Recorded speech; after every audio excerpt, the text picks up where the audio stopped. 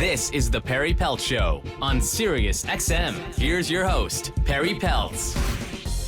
Welcome, everybody. We're so glad you could join us, and we hope this has been a safe and healthy week for you and your loved ones during obviously what continues to be an incredibly difficult and challenging time.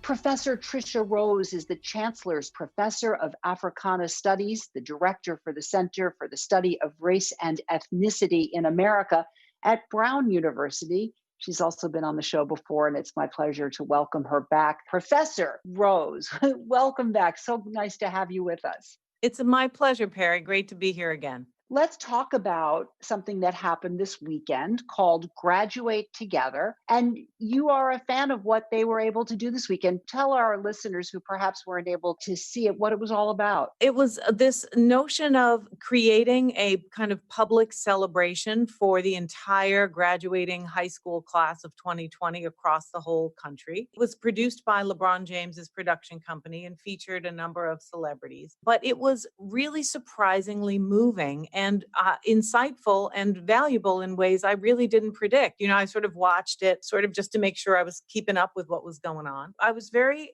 taken with it.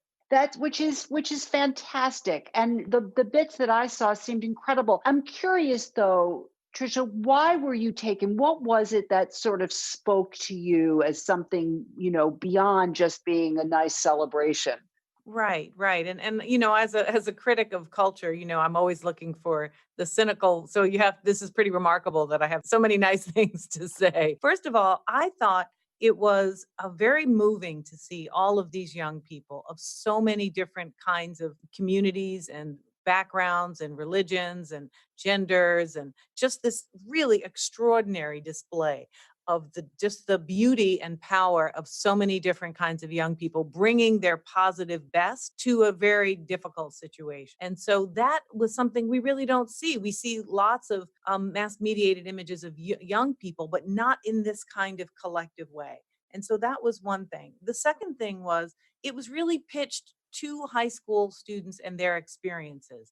And in that sense, it was done with them in terms of how I would imagine they might feel rather than for them or just about them.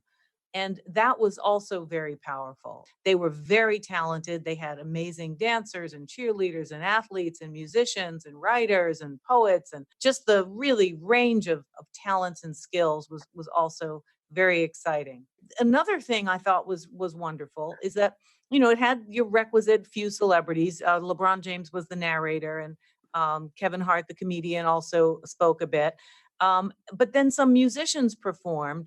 And I was really taken with the fact that they had to have a green screen. They were clearly wearing some regular clothes with homemade makeup. And the whole thing was so much more authentic than what you normally get, which is, a very well-produced and glitzy celebrity kind of performance, usually on television. And in this case, it just felt like real people who are really talented doing a generous and connecting thing to other people. It's such a good point, Tricia, because being in television production, it feels that people are a lot more forgiving now of the production values and the visual elements. Yes, and also not only the production values themselves, but the way people look in real life, right? And so the celebrities and the young people were actually on a par with each other. They looked more like they were part of the same world than you normally see when you're watching television. And so I thought it was a great way to counter this kind of perfection of image that we see so much in social media, and the fears that everyone's trying to live up to the impossible. And maybe this pandemic will help us really reduce that kind of pressure on young people. That would be incredible. And Professor Rose, the other thing that I did see clips from obviously was President Obama's concluding speech, and curious how you felt that impacted the national dialogue right now. We haven't heard as much as I think a lot of people would like to hear from the former president. And curious what your thoughts were about that. Yeah. Well, I thought he hit a home run at the end. And I thought he really was able to describe the power of turning something that was is kind of a collective trauma into a collective purpose and a mission. And that was very, very powerful because he didn't do it at the expense of one group over another. He displayed, a kind of leadership and a sense of unity, not assuming everyone believes the same thing, but to say that there are some things about which we should all agree. And that is to try to take care of each other, to try to be kind to each other, to try to work for a common good, even if we disagree with exactly what that looks like, that we do it in the spirit of a collectivity is extremely important at this moment. And I think we're hungry for it because we have so little of it right now in the leadership positions. And I guess the other thing I thought his ending speech, but also the whole show really did was remind me of the value of sort of well-produced public service announcements. I'm of an age where, you'd get public service announcements and Mm. we used to think, oh, they're trying to brainwash us. But, we're getting brainwashed anyway, I've discovered. And so it seems to me, if we're going to get brainwashed, let's do it for the common good. And so this was very well produced. The pace was fantastic, but it was basically a public service announcement.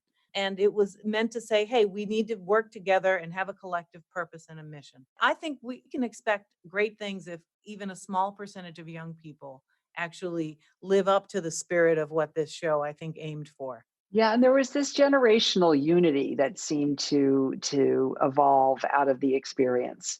Yeah, I think we're just beginning to see what that might look like. I mean, of course, he had his political moments here and there when he was, indirectly critiquing the current president.